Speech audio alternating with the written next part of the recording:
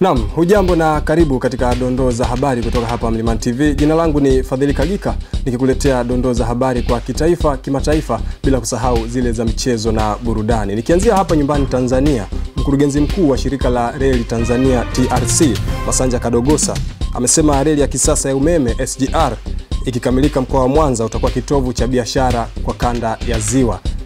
Kadogosa ameyasema hayo jana usiku Jumanne Machi 18, 2025 katika hafla iliyofanyika jijini humo kuangazia miaka minne ya Rais Samia Suluhu Hassan madarakani. Mkoa huo unaunganishwa na SGR kwa kipande cha Isaka hadi Mwanza chenye urefu wa kilomita 341 ambacho kinajengwa kwa gharama ya shilingi trilioni 3.06 na hadi mwezi huu ujenzi wake umefikia asilimia 63.06.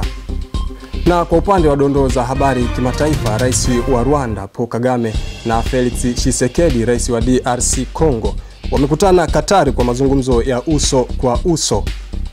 Imeripotiwa kuwa tarehe 18 Machi 2025, Rais wa Rwanda Paul Kagame na Rais wa Jamhuri ya Kidemokrasia ya Kongo DRC Felix Tshisekedi wamekutana nchini Katari kwa mazungumzo yao ya kwanza tangu waasi wa M23 waanze mashambulizi ya mashariki mwa Kongo mwezi Januari mwaka huu.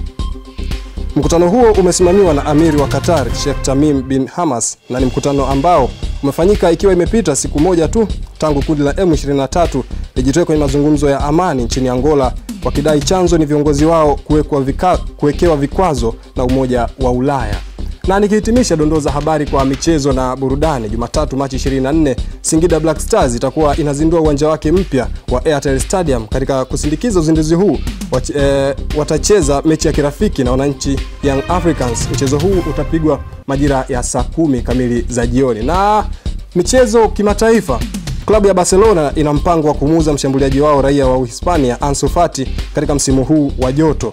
Klabu ya Barcelona walikuwa na mpango wa kumuuza nyota huyo katika dirisha la mwezi Januari, lakini mchezaji mwenyewe alikataa ofa nyingi. Kwa hiyo hivi sasa Ansu Fati atawekwa sokoni kuanzia mwezi Julai kwa mtazamo wa timu hiyo ya Barcelona. Na huu ndio mwisho wa dondoo za habari kutoka hapa Mlimani TV. Muda wote ulikuwa na mimi Fadhili Kagika. Kwa heri, asante.